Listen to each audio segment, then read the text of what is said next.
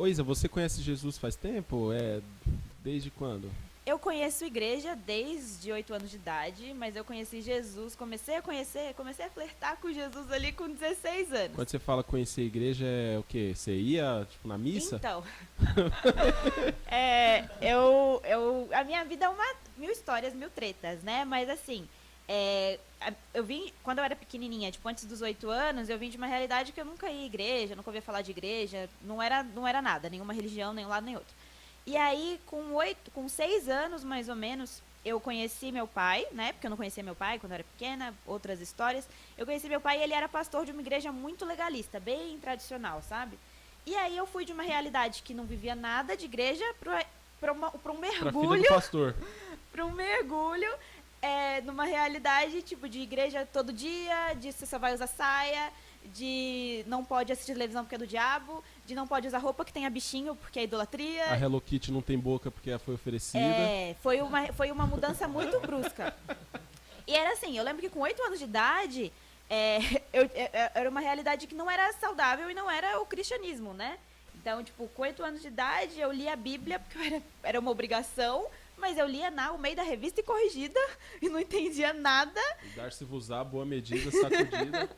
E não sabia que era Deus, né? Eu estava acostumada a ir para a igreja, ver as pessoas na igreja, mas nunca sentaram e falaram, olha, Jesus é esse cara aqui, vamos aprender sobre ele.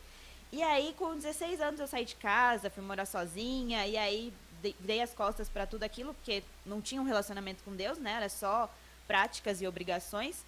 E aí eu me envolvi em muita coisa errada antes de Jesus falar, ei, eu existo. E eu passei por várias fases, até pela frase de sou evangélica não praticante. Você tá hoje com uns 48 anos, né, Isa? Mas você fala de boa dessa fase, assim, de ter conhecido seu pai aos 6 anos e tal? Pra você hoje na época gerou alguma coisa, assim? Algum trauma, alguma raiva? Não, o que aconteceu, na época não gerou nada, né, por ter conhecido, nunca tive essa...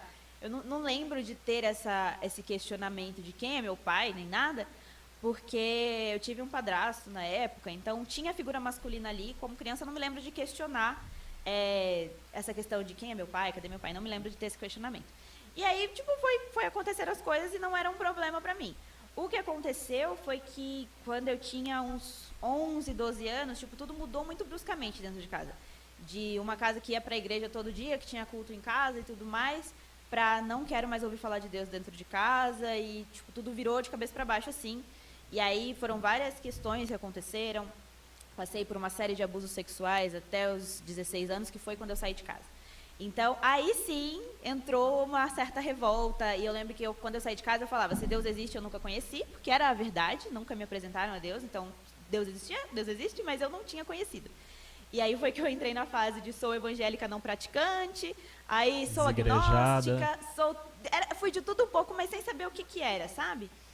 E aí eu lembro que quando eu tinha 17, eu acho, mais ou menos isso, 16 para 17, não, 16, ainda foi 16. Tudo aconteceu muita coisa nesse um ano que eu saí de casa.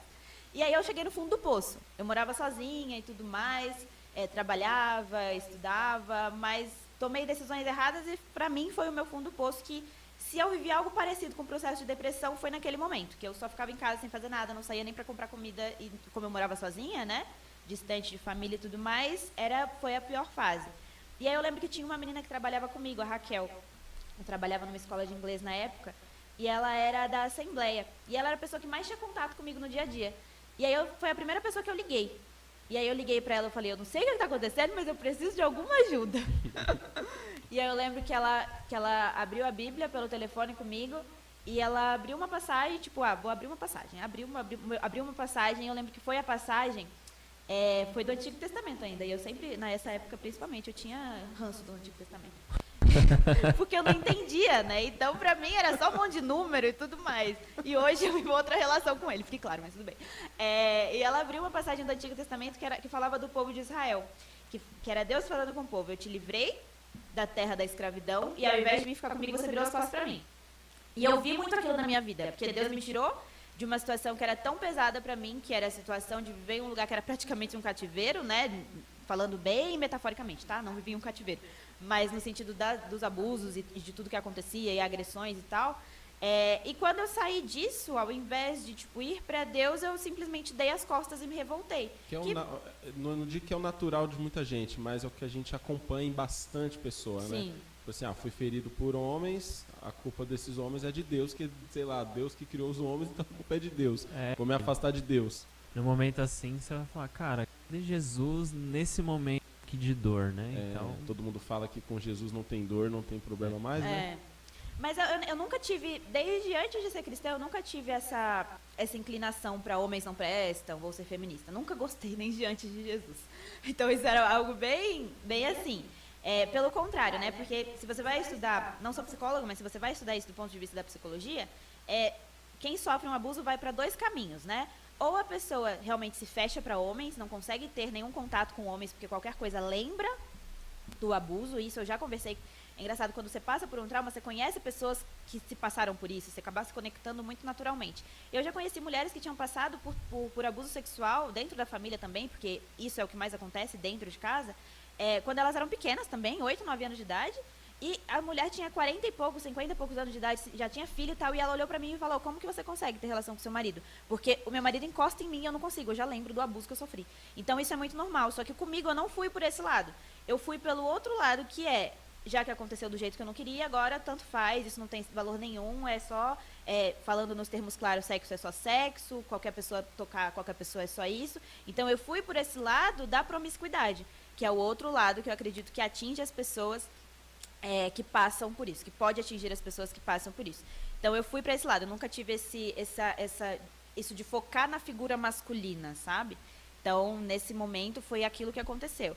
E aí naquela ligação, a minha amiga leu essa passagem e aí eu lembro que meio que caiu a ficha. Eu comecei a ir na igreja com ela e recebi algumas palavras. E eu lembro que no dia que eu fui na igreja com ela, eu recebi uma palavra que demorou muito tempo para fazer sentido, assim. E até hoje eu pergunto para Deus assim, sobre o que ele estava falando, mas independente do contexto, ele já cumpriu. Que foi que ela disse que se eu não tinha uma família, Deus ia me dar uma família. Só que aí de início eu achei que fosse a minha igreja, depois eu achei que fosse, não, é minha família, que é a família que eu tenho hoje, de ser casada e tudo mais, mas seja no que for, Deus supriu as 2 coisas, tanto de ter uma família em uma igreja, tanto de ter uma família de uma família mesmo, de um casamento e tudo mais. E aí foi um processo aí, eu falo que eu não acredito na conversão, no aceitar a Jesus como muitas pessoas veem que é um dia, né, eu me converti nesse dia. Para mim, como eram muitas bagagens, foi um processo. Processo de santificação, né? Você teve um encontro ali, mas a santificação ela é até Jesus voltar e buscar a sua igreja aí. Entender que o que era errado, entender o que não fazia mais parte da minha vida, foi um processo.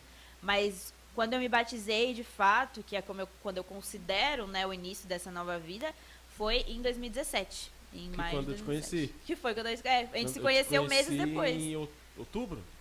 Acho que foi. Pra quem não sabe, eu conheci a Isa no acampamento da... Acho que é difícil alguém não saber, porque eu já falei 1000 vezes essa história, né? A história do André com as células. Eu amo células, gente. Eu não sei porque que eu não virei cientista. Mas, nossa, horrível. Nossa,